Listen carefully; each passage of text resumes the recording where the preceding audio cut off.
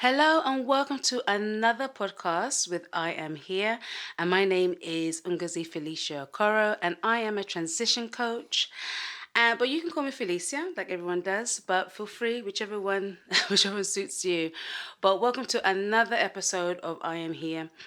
And as you're probably fully much aware now that this podcast is about helping those in need, those who have gone through a difficult time and now able to transition into betterment, healing, and actually understanding that there is a light at the end of the tunnel. So today we have a wonderful guest with us where we're going to talk about the power of music. Now, not just any music, but the music that actually appeals to the heart, I would say, and actually cries out to a greater being. Now, the only person I can actually think of to have this conversation with, well, you know what, I'll allow him to introduce himself. Thank you, Felicia. Such a really honored to be on your show today. Thank And you. so my name is Eric Reverences. I'm a married man with two wonderful children, a daughter and a son. I'm a Christian artist, if you want to put worship leader, singer, songwriter. I also organize events, and I'm very passionate about mentoring young people as well. So this is what I do. Oh, well, thank you for being here. And as everybody knows, our listeners, that I'm a transition coach and I come from a stance of practical, biblical, and spiritual advice. And this is why we're doing all this. We're doing all this because obviously you're aware that there's people out there that need this type of advice, that need this help. So let's go back to the beginning because you have made lovely music and we're going to explore that. But I think the first question I'll ask you that would actually help our listeners is where did it all begin? How did it all start with you? Okay, so I guess I would have to say that I come from a musical family background, if that's the right word to say. And at a very young age, because I used to play drums like when my aunties were looking for cooking pots and so forth. They can't find them, so I'll be using them to play. I was very creative that way, so got in trouble for that. But hey, it was worth every moment of it. It's okay. So I got into playing drums at school, like when we do assemblies. This was in Ghana. From I'll say from the age of 8, yeah, 8 to 12. Became before I came abroad, so I'll be doing assemblies, and then when I went to Canada as well, I joined the school band and played drums for them. So in terms of the whole background and where it started, this is where my granddad, great granddad was a drummer. My granddad was a drummer. My uncle was a drummer, and then so it was like natural for me to Wow.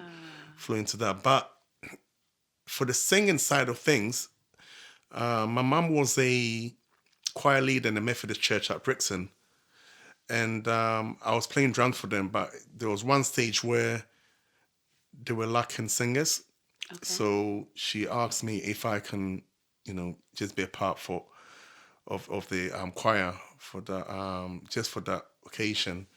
And I was like, well, but I have not really sung, so forth. But it's amazing how God works, isn't it? Something that you haven't planned, something that you won't even think of. Because I was more than happy just to play drums, Right. and from there, got into a song and realized that okay, it's not bad.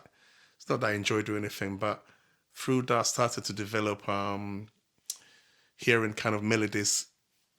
Age of 14, yeah, and I'll just record. We had those old tape recorders. Those they don't even exist no more. I don't This think they is exist anymore. I don't know where you'll yeah. be able to So find I them. recorded them, and then started to write lyrics, one or two together.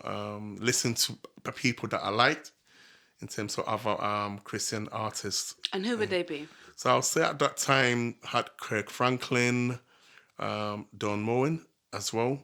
So these were all kind of worship stuff, and I really got into it. They inspired me a lot. So the style that I was doing were mainly influenced by the style of music and so forth.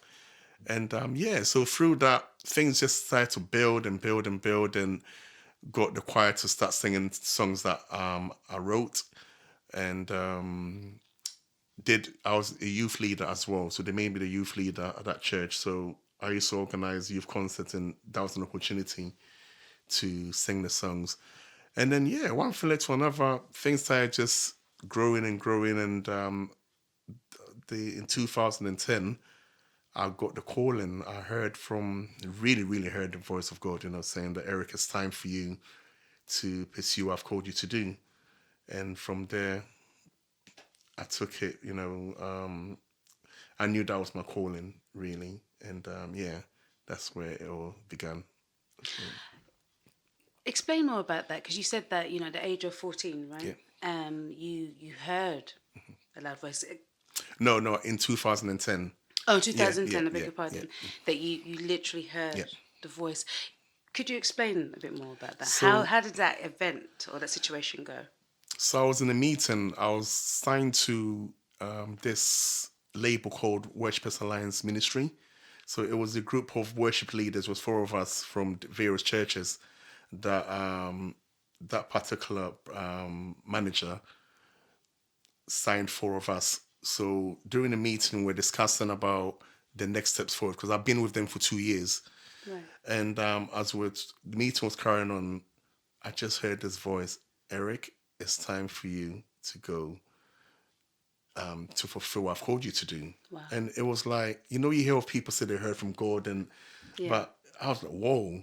So I thought, am I hearing things or something? But I Right. knew, I knew. So during the meeting, it was like the Holy Spirit just started giving me things to write. So I was writing things down during the meeting, Yeah. but I was really drafting a lot of things down of what God was saying.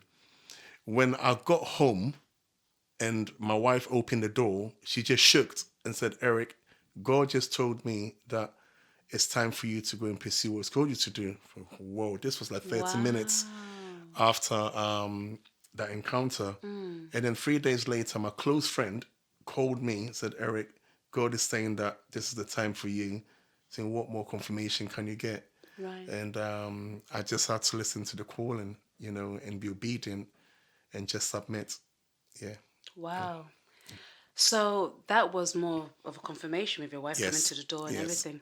Yes. Before that actual time, would you say there was any pull to singing in your earlier childhood? Were you always drawn to music, or was it just, were you always drawn to singing, or was it just the idea of music that you loved? I'll say mainly drumming. That, because again, I've, like, through my family background, we've just been drummers. So I just thought I was just going to be in the field of drummer, as a drummer and so forth. But music, yeah, I guess music played a role, but it wasn't a major role, Right. because there were things I wanted to do as well. I wanted to be in business as well. Mm-hmm. My dad was engineer at that time, and I don't know, for some reason I've always had that zeal as a young person to be in the business field, own my own businesses and so forth. And I guess, yeah, that probably was, even though drumming was a part of what I do, but the idea of becoming a businessman was more, yeah. Do you still go on the drums now and then? Where when there's a need. When there's a So need. if like sometimes I go to an event, or I'll go to a church and they don't have a Yeah. drummer, I just go and ask, could you know, I'm okay. That's it. I can still. Okay, yeah. I'm not like a professional drummer or anything. Well, it's good you haven't Yeah, abandoned that. yeah. You know. Um, I guess where I like the questions I'd like to ask you Mm-hmm. now will lead back to the actual essence of this platform. We do know that a lot of people who have the same drive, the same inspiration as yourself to enter into music, sometimes find it hard. Some people find it hard to pray. Some people find it hard to worship because of underlying roots of trauma. Can you talk a little bit about trauma? Can you relate to that? Can you relate to those people going through certain challenges? Yeah, yeah. So at the age of say I was in junior secondary school in Ghana. So I think that's between the age of 10 to 12. Yeah. And even at that young age, people that you trusted, like your head teachers or teachers, would just say to me, "You're worthless. Nothing good is going to come out of you." And I couldn't understand why, and from our background, we're told to respect our elders. Sure. And so whatever they say is what goes, isn't Right. it? So hearing these sort of things did affect me, because then it makes you behave in a certain way. And what I mean by that is that I just believed that I was nothing, I was worthless. And so I became distracted in classes as well, and which affected my grades as well. So when there were those young people that they'll put their lash for getting everything wrong, I was one of the probably first 5 people that will be there. And then going to Canada, we got the opportunity to go to Canada, me and my younger sister, thinking, wow, it's a new world. Everyone, you can imagine, from when you're going abroad, it's like you're going to heaven. You Right. hear you Yes. hear That's so many things, isn't it? yes. About abroad. So we got there, and that's where, I mean, experienced like terrible abuse, physical and emotional as well. For some reason, my stepmom, because I was the oldest of the siblings, so she had 2 children at that time, which who were girls, and I was the only male. So Wow. in our culture, if something was to happen to my dad and the worst happened, or he died, then I'll be the heir of the You will and her, naturally yeah, take over naturally as take the over. eldest. Yeah. So to her, she developed this hatred towards me, because she had girls, Right. and I was the oldest as well. So she would just create lies, and to cut the story short, went through situations where we'd be locked in a bedroom for 2 days without no food. The same clothing that we brought from Ghana to Canada. Now, Canada is it's a first world country, beautiful Yeah. country, and um, wore the same clothes for 2 years. Never bought us any clothes. She lied to my dad, and my dad was big, like even bigger than me now, and I was very slim and small. So my dad would just believe everything that she says, and constant beating, put me on the floor, jump on me. We had those 2 telephone, the yellow pages, those Yes. big ones, yeah. Make me stand there, 2 on my right hand, 2 on my other hand, left hand, and hold it. If it drops, I'll get more beatings. Wow. It went on and went on, constant abuse, and to the point that I had to end up stealing from the malls, the supermarkets. That's the word for it. Yeah. So I'll go and stand there, and I used to wait to sometime when people put the trolleys there. Yeah. They leave their coins, 25 Yes. cents or something like that. So I'll be there for hours just to make sure I get enough to go and buy food. So Wow. I'll be there for hours hoping that people leave it there. I'll go to people and say, "Can I take it for Oh you?" wow. Wow. And just to be able to get $2 to go and buy pizza. Or at school, I would wait to what my friends eat, the leftovers, and basically ask them. My close friend at that time realized something was not right, because I had all marks on me and so forth, and said, "Why don't you go and report to the police?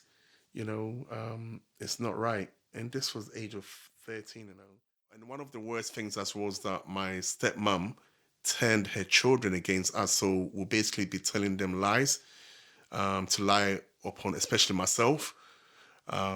She shaved my sister's hair. This was winter period, and Canada is very, very cold. She Wow. shaved all her hair off during the winter time and expected her to go to school. Was I'm aware that when a parent shaves off a girl's hair, it's a form of punishment. Was that the reason behind that, or was there another reason behind her hair being shaved? Um, I guess in a way as well, because my sister hasn't done anything. Wow. number one. And is a way of trying to also break me down, because she's the closest thing to me Wow. at that time, the closest person I could talk to. Even when we were locked in the room, she's the only person I had at that time. Right. And we had uncles in Canada as well. And even when we go and visit, my uncle's wife could tell something was wrong, but she just didn't know. She could tell. But she could tell. Yes. She could tell something was not right. Right. And at times would take me to a corner to say that, is everything okay? But because I was so fearful of what will happen, I just kept quiet and just have to lie and say that everything is all right. And I remember when I had kind of the confidence to go. My mum was in the UK that time, Right. and I went to the public phone and to call her, but I just felt my dad's presence, even though he was at work. Yeah. But I felt his presence, so I just put the phone down because I felt like he was watching me. Right. And I was living in so much fear, and to even at times to go and eat, I have to go to the malls in Canada. That's what they're called, Yeah. supermarkets. And I'll be stealing, and I don't know how I didn't get caught because it was so blatant. I'll be stuffing things, but I had to eat. At school, I had to be begging for food. And my friends were a bit like, wait, why don't you come up with a pack lunch or something, But I couldn't tell them what was really happening. So I'll wait until they're leftovers and eat. And in the supermarket, when people bring their carts, the aim was to see that they would have left their 25 cents in there. And I was lucky in a way because at times it would take me 2 hours to just wait there, and I'll be able to collect a total of $2, which would be able to buy some slices of pizza in there. So yeah, it got so bad that I thought of, because we lived on the 19th floor, and I've been told that when I was in Ghana, you're worthless, and to come to a place where you feel that you're going to start a new life and to even face worse things, situations than I faced in Ghana, I was going to commit suicide. Wow. And I had planned it, and the aim was to jump. But then I said to myself that, what will happen to my sister? Right. And I think that was kind of the saving grace, what will happen. And I guess in a way, I also knew, even though I was going through all these things, there was this sense of hope. Yes, I was brought up as a Christian, but I didn't personally know Christ myself. But I just felt this sense of hope that things will not be this. Things will not going to be the same like this forever. But I must say, yes, my sister, because if I end it, then she's now left alone, Right. and that's not going to be good, is it? No. So I just had to endure whatever pain and sufferings I had to go through. And but thank God, my mum sensed that something was not right, Right. and she invited us to the UK, 1992, yeah, before Christmas. So how long in total did you and your sister endure all of that? 2 years, a total of 2 years. 2 years. Yeah, Okay. yeah. So when we came and we now expressed everything to my mum, she filed for us to stay in the UK. And even though it was good, it was the beginning of more problem because I had a lot of hate towards my dad, and especially my dad, because for my stepmom, even though I hated it, but the fact that my dad believed everything, we've never lived with my dad. This was an opportunity to live with him Yeah. and start a new life. Because since we were born, I've only seen my dad once, and so for us to get the opportunity to build a life with him and to face that situation, I developed a lot of hatred and and unforgiveness, actually, and this affected me greatly at school. Right. Yeah, because I was angry. I just couldn't focus on my studies, and I was struggling as well. Yeah. You mentioned unforgiveness. How did this come out in you as a young boy at that time at school? Because you said it impacted your studies. In what way? How did that kind of show itself up? Because when my dad was being, or when my stepmom or the her children, my steps, well, they're my sisters, isn't it? Yeah. Will go and tell lies. He wouldn't even ask us, "Is this true?" And to me, I kept seeing that like all he had to do was just ask, and then I could have just explained or say that this is not the case, but he would just believe it, and beatings after beatings, punishment after punishment, and so that kept I just kept remembering this, and that just kept building more hate. That this is when we needed you most. You've never lived with us. You had the opportunity to do, though, even at that young age. You are aware, isn't it, Yeah. of these things. And he wasn't there, basically. And yeah, so I had to live with that for quite a while. A lot of hurt, pain, and unforgiveness. And yeah, So where was the point? Because I know you mentioned that even through all of that, there was this feeling of hope. yeah, When did hope now become tangible? When could you feel, okay, this situation is beginning to change? yeah. So I went to a youth camp in Peterborough, Okay. and it was a convention that they do every year. So we go there for once, 5 days, and you sleep in tents, and then you gather, in an open field where they have big tents, and they do like worship and preaching and so forth. And I Okay. had a great thing. That's when I'll say that I was saved because I felt the presence of God. And And was this a church your mum attended? This was so yeah, so the church I was going to organize for us to go to this conference in Peterborough. okay. Yeah, so it's a youth thing. So you have various young people from various churches in the UK, all meet in one place, Oh, wonderful. and that's where I really encountered God, and I knew that He was real. I saw great signs and wonders, and these were, you can see something and say it's fake. No, these were genuine, Can you share that with us? genuine. What were these So signs? healings, and when I mean by healings is that I saw people that were disabled, and they were genuinely disabled. It's not like some of the ones you see on TV, and you question it, isn't it? Your spirit just don't go with it. But Right, these, yeah, these, these were genuine, right. and I just felt the Which you love. saw with your own eyes, you Yes, with my witnessed them. own eyes, Yeah, because they've been there for the whole week, and I've seen how they couldn't do things, yes. and so they have to be supported all the time, and Okay. so forth. So there was no way that could be framed, or yeah, I Yeah, just I yeah. just know when I yeah, and I just felt that presence of God, and just that assurance that I'm with you. And one of the verses that I've kept out with me at that time when I read it was Jeremiah chapter 29 verse 11, Hmm. and it says, "I know the plans I have for you, plans to give you hope in the future, and plans not to bring you no harm." And that is what that was the word for me. Wow, And since then, wow. I had to go through a healing process of unforgiveness, trying to forgive. And the powerful thing about unforgiveness is that the person that have done something to you could be thriving, could be doing so well. This is it. And then you're thinking to yourself, but I'm the one suffering. Suffering.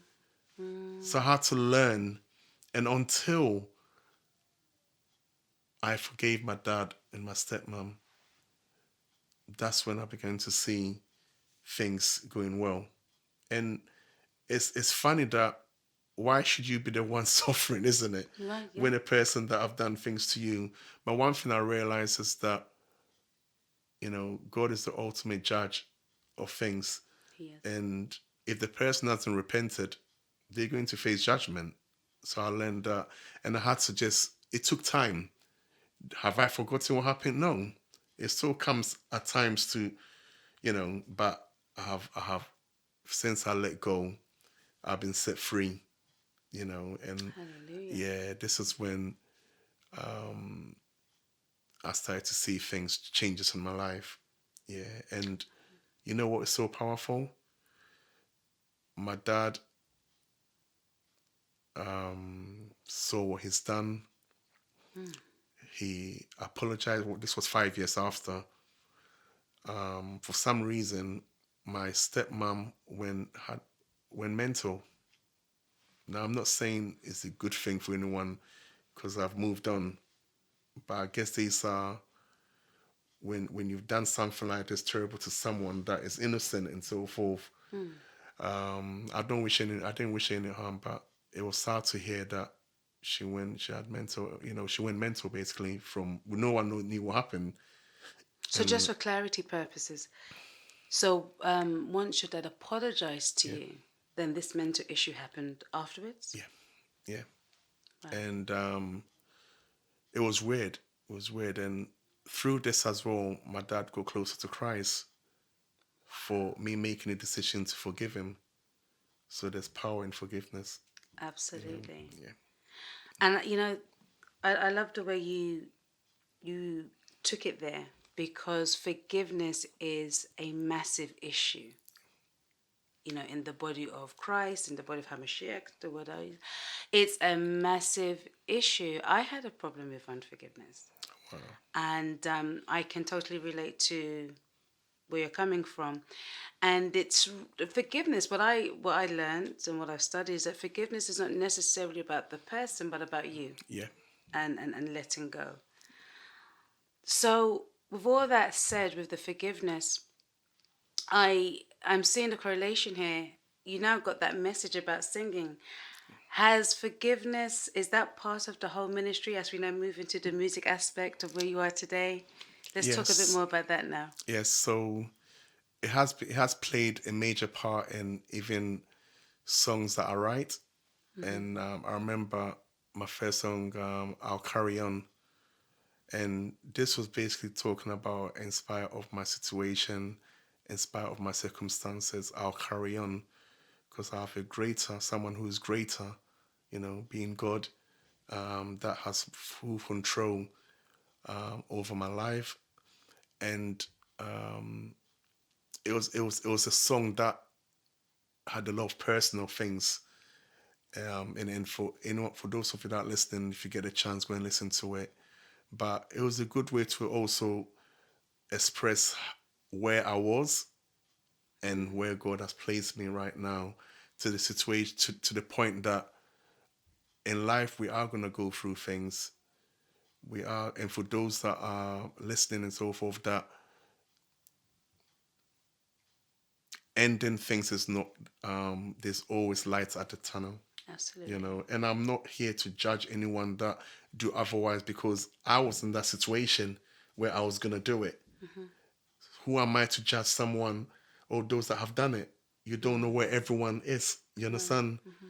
I had a friend, and I'm sure, if you don't mind me sharing this, No, no. he got to that stage where he locked himself and he was hearing things, do it, do it, do it. I went through that process. And it was the day that I called him, he was actually going to commit suicide. And he said, Wow. "Eric, you've just called me at the right time. I was going to end my life." And I understood him, because uh, some people say, "Are you stupid? Are you this?" No, no, no. I understood because I've been there. But thank God he didn't do it. I Right. called him at the right time. So, in the music side of things, it's been a part of, it inspires me to write, because my main motivation is that my message should be shared, that anyone that is going through anything or similar thing, that there's a hope. So some of the songs I write is about hope, and knowing that there's always light at the tunnel. Yeah.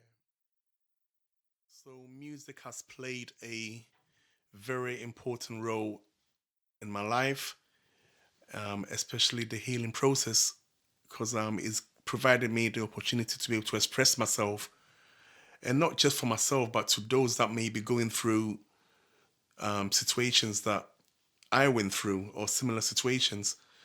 And I remember my first song, "I'll Carry On." which is one of the first songs I wrote, and basically talking about, in spite of situations, in spite of the hurt, in spite of the circumstances that we go through, that we must carry on, and the hope that I felt, even though at that time it didn't seem like there was any hope, but I just knew there was something there, that there would be light at the tunnel. And through my music career, my whole passion has always been to build people up, and doing projects that just inspire people, encourage people. And it's always been my main motivation in everything that I do. I've been able to do events as well, and lots of events, that God has opened great doors for me as well. And I'm at a place right now where, God has done so many things. And I'm not here to boast about achievements or so forth, but I feel that for those that are listening right now, that your today doesn't necessarily mean that your tomorrow will not be different, you know. Absolutely. And yeah, a multiple award winner, co-founder of a award body. God has been good. From That's being wonderful. told you're worthless to now, yeah. So there is hope. There's hope. Absolutely, and I just love the fact that you brought that message of hope, because a lot of us have been in a position where we do feel very hopeless, and the fact that he's brought you from, and this is what it's all about, that transition from a place of trauma, the awful childhood abuse you went through, to where you are today, multiple award winner, creating great music. You have a new single out. You can talk about that briefly. Yes, follow you, and it's basically a declaration to for everything I've been through, and for how God has been by my side and never Absolutely. forsaken me. How could I not follow Him? And that's Wonderful. that's what this all is about, So it's like a Thanksgiving song, that for anyone that is listening to this, that no matter what you're going through, God is by your side, and He will never forsake you. Yeah. Hallelujah. And that's a wonderful and strong message. And we just pray that people out there receive it, you know, and get to learn Yeah. about our Heavenly Father. I would say, I would like to ask you this question. And it's the steps to recovery. You gave us a very detailed account of what you went through, and the transition from where you were then to who you are today, and the growth behind it. What would you say for those listening will be, if you were to give three main steps of recovery, what will they be? Or what are they? Yeah. The first thing I will say is that obviously not everyone is a believer, but it's important to find someone to talk to. That is the key thing. Don't the moment you go into your shell, then you're allowing certain thoughts, certain negative thoughts, and which can control you, and you don't want to be in that position. You know. The other thing as well is that there is hope. There is hope. I am a believer, and I serve a great God, and I was able to communicate, even though things may be tough for you. Just communicate, to speak to God about it. He's by your side, and He will never forsake you. And I'm a living testimony right now. You really are. Okay, so if I can do this, you can do this as well, and just be Absolutely. encouraged. And that hope is just there. Don't lose that hope, and everything is going to be okay. Fantastic. So that was a nice bundle of steps of advice. I don't know if we've got three there, but we've got a variety for people to pick from, and I think that's the key. Like you said, this podcast is also to reach those who may be straddling the fence or who may not necessarily believe, but to understand that there are people who have been there and done it. And like it says in scripture, there's actually nothing new under the sun. So for this platform, it's a case of we know where our rescue has come from. Absolutely. And we want to share that with everybody. Yeah. So what we're going to do, we're going to put your information Okay. at the end of this wonderful podcast. And I'd like to thank you. You have Thank you been an so much. inspiration as always. Thank you. Thank you. Thank you.